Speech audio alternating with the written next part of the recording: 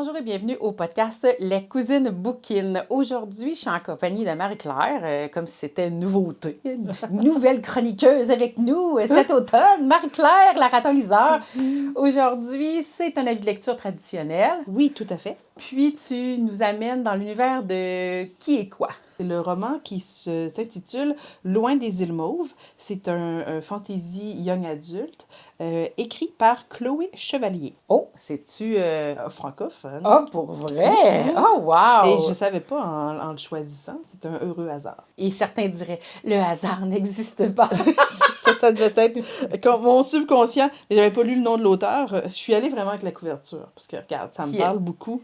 Elle est magnifique. Très, très, très belle. Ça vaut la peine de regarder au minimum notre miniature sur l'Instagram ou le YouTube de Tout simplement Véro. Pour vrai, c'est excellent. Ou googler tout simplement pour vous ravir les yeux. Mais avant d'aller dans le détail de cet avis de lecture-là, bien moi, j'invite nos auditeurs à s'abonner, commenter, partager et aimer les différentes publications des Cousines Bouquines parce que là, je vais le répéter probablement toute l'automne, toute la période d'enregistrement, nous avons un compte Instagram qui va servir à faire le pont entre vous, le podcast et nous. Voilà, exactement. Tout à fait. Ouais. Alors, je m'en allais avec ce bégaiement-là. Vous inviter à patienter quelques instants. On va vous mettre une petite musique, puis Marie-Claire va vous revenir avec l'avis de lecture détaillé du livre. Tu me rappelles le nom? Loin des îles Mauves.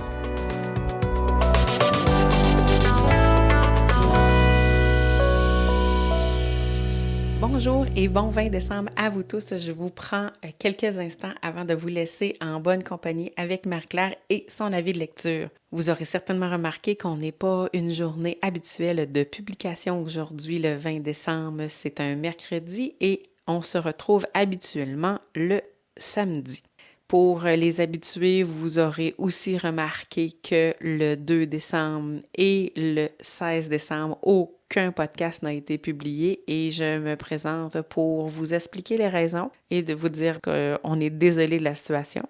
Mais je prends sur moi cette responsabilité parce que c'est relié à des petites problématiques de montage, mais surtout parce que avant de partir en voyage, parce que oui, j'ai eu l'opportunité, la chance et le grand bonheur d'aller faire un voyage à l'extérieur du pays, mais avant de partir, je n'ai pas été en mesure de déposer les épisodes qui auraient dû être disponibles en décembre, les dates que je vous ai données précédemment, soit le 2 et le 16. Pour corriger la situation, bien, on fait du rattrapage en déposant l'épisode de l'émission actuelle un mercredi et d'ici la fin de l'année, on aura l'opportunité de déposer toujours les samedis un épisode le 23 et un épisode le 30 décembre. Ceci va compléter les épisodes publiés pour le podcast Les Cousines Bouquines en 2023 et je ne vous gâche rien en vous confirmant qu'on sera de retour en 2024. Sur ce, je vous laisse à justement cet avis de lecture qui concerne le livre Loin des îles Mauves et au plaisir de vous revoir ici ou ailleurs.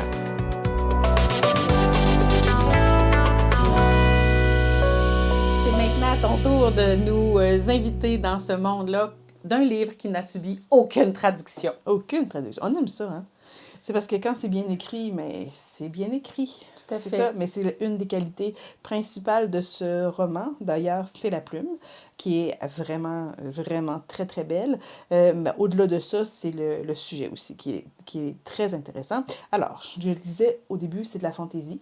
Absolument. Puis là, je veux juste m'assurer, mais amener peut-être une structure à l'épisode. Tu commences par nous parler de la 4e de couverture ou tu vas nous parler de ton avis du livre? Je peux vous faire le résumé de la 4e de couverture. Donc, dans le livre nous parle, le roman nous parle en fait, les deux vont être l'un dans l'autre. Tu nous fusionnes ça. Je vous fusionne ça. Bon. Je suis wild comme ça.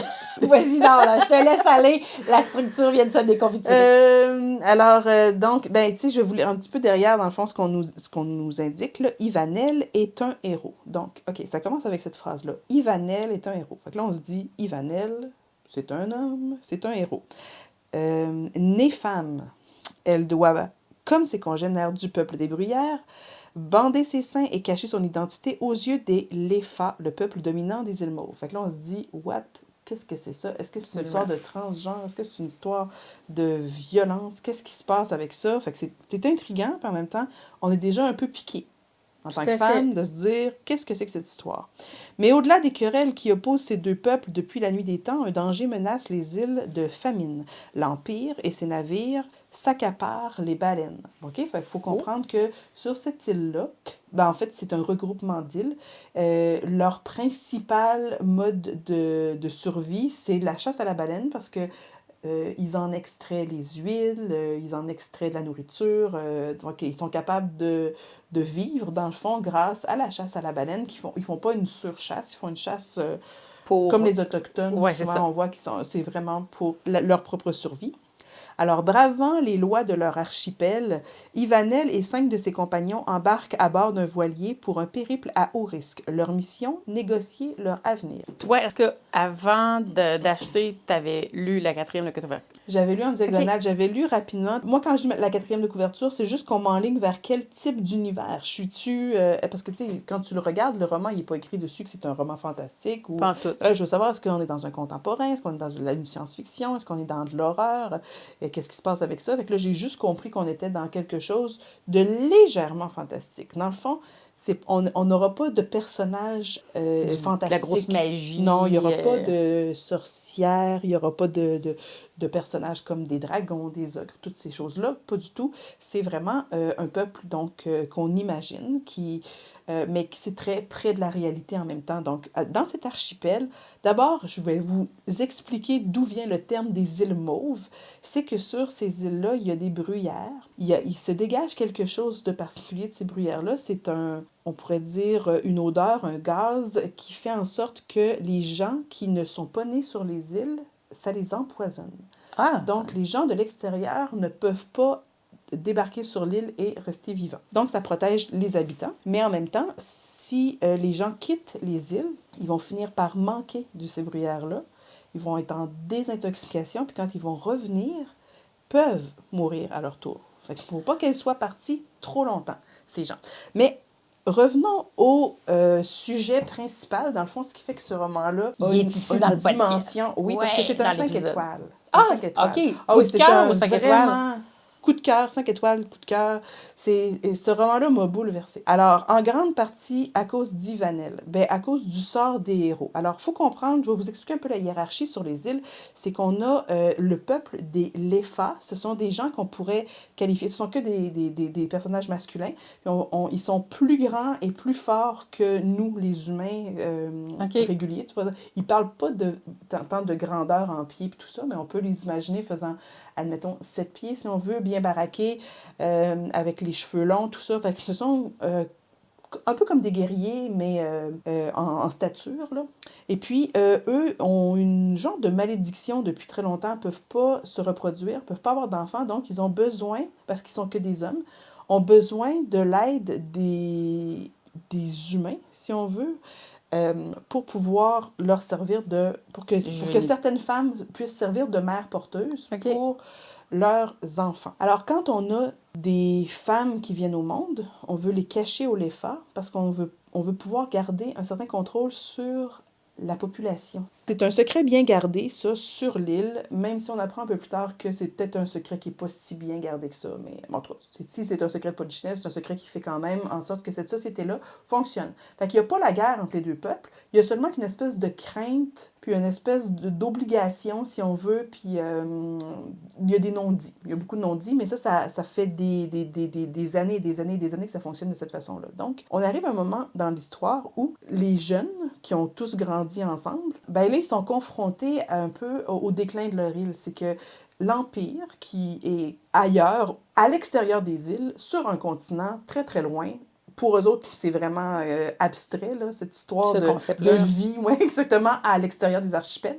Mais on sait qu'ils envoient des bateaux jusqu'à la limite de où est-ce qu'ils peuvent se rendre, dans le fond, sur l'archipel des îles Mauves, pour chasser la baleine, pour eux autres en faire du commerce, mais à outrance. Donc, Je pensais qu'on allait aller dans le conte écologique, OK, avec tout ça, puis se dire, oh mon Dieu, il chasse la baleine, il faut qu'il fasse quelque chose. C'est vraiment pas ça. C'est plutôt, on est vraiment plus dans le mode survie. On est en train de leur enlever leur source de base, de nourriture, de probablement de chauffage, tout ça. Là, exactement, tout ça. Fait que c'est vraiment au niveau de la survie. Okay. Donc, comme il commence à manquer un peu de tout sur les îles, il y a un regroupement de LEFA et de héros. Ils sont amis à ce moment-là, mais sauf que les LEFA ne savent pas que les héros sont des femmes. Mais bon, ils vont se retrouver à partir tous ensemble, ils vont prendre un bateau, puis ils vont décider eux autres que, tu sais, la jeunesse qui décide que ça se passera pas de même, puis qu'on va faire quelque chose pour l'avenir de notre peuple, de notre archipel, tout ça. Fait qu'ils ne demandent pas la permission à personne, ils ne demandent pas conseil à personne, ils ont un plan un peu bancal, mais c'est pas grave. Ils décident qu'ils partent sur un bateau avec un des LEFA qui est navigateur, puis ils vont aller rencontrer l'Empire pour leur dire « Arrêtez de chasser nos baleines! » Wow! OK? Mais le cœur de cette histoire-là, c'est vraiment les relations entre les personnages. Parce que là, il y a Ivanel, notre personnage principal, elle vit ses règles de façon particulière. Elle, quand elle a ses règles, elle en a pour 1, 2, des fois 3 jours, rouler en boule dans le bateau, à pleurer sa vie, elle a mal, elle n'est pas capable de se lever, pas capable de se déplier, puis on le sait que c'est une réalité qui existe. Là, il faut qu'elle change ses serviettes hygiéniques qui n'en sont pas vraiment, là, qui sont plutôt des bandes de tissu. Il faut qu'elle lave ça et sur un bateau avec les autres. Là, je veux dire, c'est sûr qu'à un moment donné, les autres se rendent bien compte là, que c'est il y a pas quelque un gars, chose. Là. Puis il y a 2 autres héros avec elle aussi. Là. Donc, on va assister au dévoilement un peu de cette vérité-là à travers eux autres, se rendre compte que, est-ce que c'est si important que ça de cacher ça? Pourquoi est-ce que c'est une règle sur l'île? Tout ça. Puis au-delà de cette réalité qui est la leur, c'est les liens d'amitié qui vont se lier entre eux parce que là, ils s'en vont... Parce que c'est un tome 1. C'est ça, exactement. Oui, c'est ça. C'est un tome 1. Petite parenthèse ici, des fois, il y a des tomes 1 qui sont vraiment axés sur la mise en place de l'histoire qui va avoir lieu. Puis on se dit, c'était vraiment un tome préparatoire parce que c'est très, très long de tout nous présenter tout ça. Celui-là, au contraire, il se passe une histoire dans le tome 1 c'est très habilement écrit, là. C'est palpitant. Ça aurait pu être un seul roman. Puis une fois qu'ils arrivent sur le continent, c'est une fin ouverte, puis on verra ce qui va se passer là. Là, non, il va y avoir un autre chapitre, parce qu'on a quand même une partie de l'histoire qui se passe sur le continent. Quand ils arrivent là-bas, qu'est-ce qui se passe? Comment est-ce qu'ils vont réussir à rencontrer les autorités pour se faire écouter en tant que peuple qui viennent des îles, des îles Mauves, les îles des Bruyères, tout ça? Fait qu'ils vont chacun avoir, tous ces personnages-là, confrontés à des épreuves différentes. Mais je ne vais pas rentrer dans les détails parce que c'est ce qui fait aussi que l'histoire est palpitante. Puis, ça va les faire grandir. Fait qu'on a des personnages complexes, des personnages bien détaillés, bien expliqués, auxquels on s'attache à tous et chacun d'une façon particulière pour des raisons particulières. Et tous ces personnages-là vont grandir jusqu'à la toute fin du roman. Puis on sent que la suite va être épique. Puis je communiquais un petit peu avec l'auteur via Instagram. Quand j'aime quelque chose, j'aime bien jaser avec les auteurs. Je sais que le tome 2 est écrit. Je crois qu'il est terminé d'être écrit puis qu'il va sortir en 2024. Je ne veux pas dire des bêtises, mais la suite est certaine d'être publiée.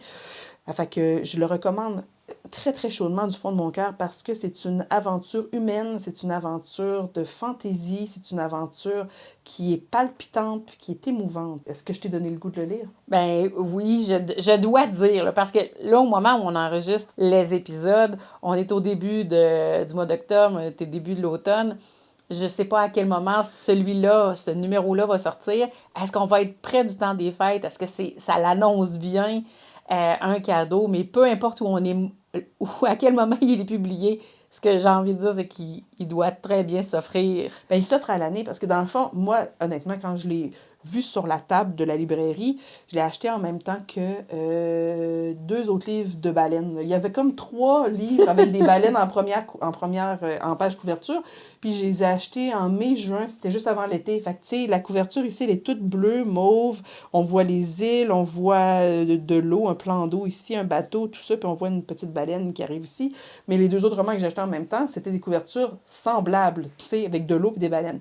qui n'ont pas du tout le même sujet. Aucun des trois, je pense que c'est ça, celui-là, c'est celui qui a le sujet le plus sérieux puis qui est plus mature là, dans mes trois lectures. On s'entend que ça faisait estival, mais c'est un roman qui se lit n'importe quand parce que c'est un excellent roman. À l'audio, j'écoute plusieurs épopées. C'est ça. Un monde politique, un groupe qui s'en va vers quelque part pour une quête X. Fait que, oui, je suis sensible à ce genre de livre-là. En plus, avec les mots que tu as utilisés pour nous le présenter, ça serait difficile de ne pas tomber en amour, déjà juste avec l'idée de l'acheter. Hein? Pourquoi pas, après ça, passer à l'action. Mais là, je te vois avec ton petit carnet, là. J'ai préparé mon quiz. T'es toute prête. J'ai préparé mon quiz. Juste pour les nouveaux arrivés et les anciens auditeurs, on arrive vers la fin du podcast. Avant, c'était le moment où je disais à Marie-Claire, et puis, ton mot de la fin. Et puis qu'une fois sur deux, je me disais, un instant.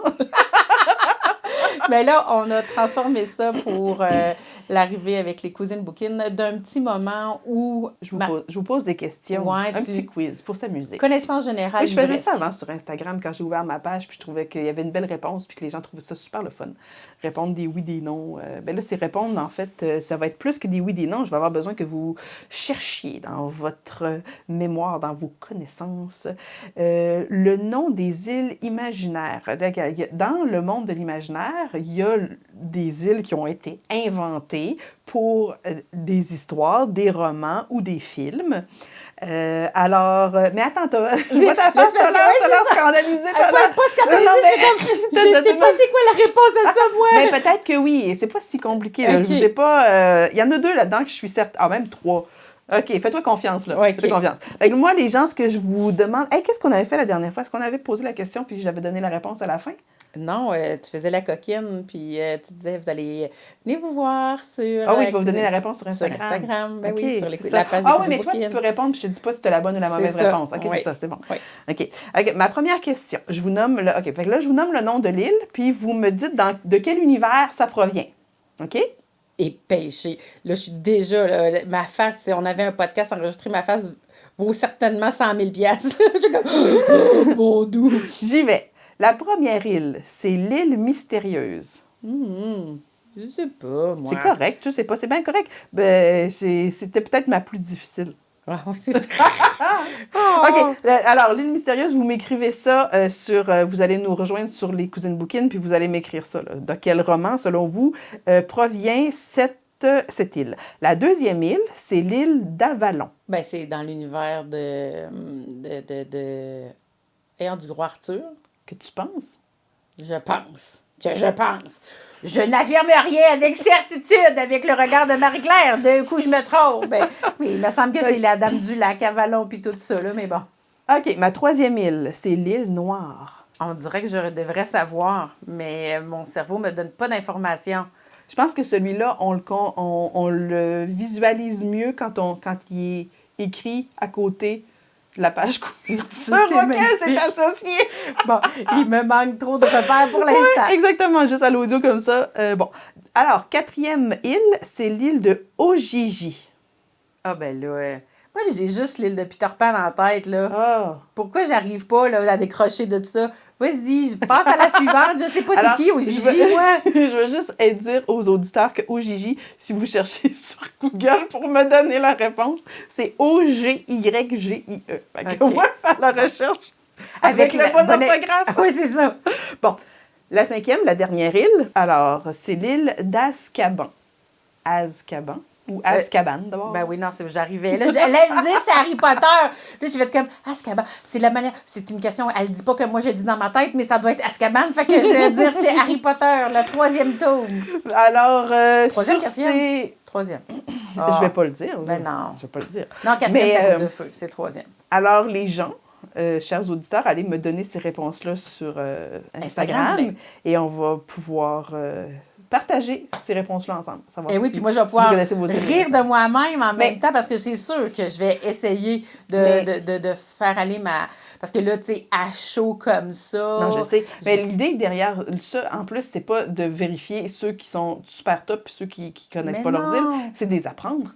Ben, aussi, c'est qu'après ça, tu te dis « j'ai appris quelque chose aujourd'hui ». Je crois que ça peut aussi permettre à quelqu'un qui ne connaît pas certains des univers avoir le goût d'aller découvrir. Exactement. Ça sert Planter des petites graines de curiosité Ben certain. dans le champ de la connaissance. Et de la découverte littéraire. Voilà. Bon, ben sur ces mots tellement philosophiques et remplis de baleines, remplis de quêtes, Marie-Claire, je te souhaite de passer de magnifiques moments d'ici notre prochaine rencontre livresque avec le podcast et certainement sur le compte des Cousines Bouquines. Certainement. Je vous souhaite aussi à toi, Véronique, toi et aux auditeurs de lire. C'est l'automne, là. C'est le temps de faire des découvertes. Il y a plein de nouveautés qui sont sorties en librairie. Pourquoi pas profiter de toutes ces journées un peu sombres et pluvieuses pour faire de la lecture et d'autres passe-temps, mais de la lecture. Ou de la lecture audio en passant la balayeuse. Et pourquoi pas? Voilà! Et d'ici notre prochaine rencontre, je vous souhaite à tous de magnifiques moments et au plaisir de vous rejoindre et de vous revoir ici ou ailleurs. Bonne journée! Au revoir!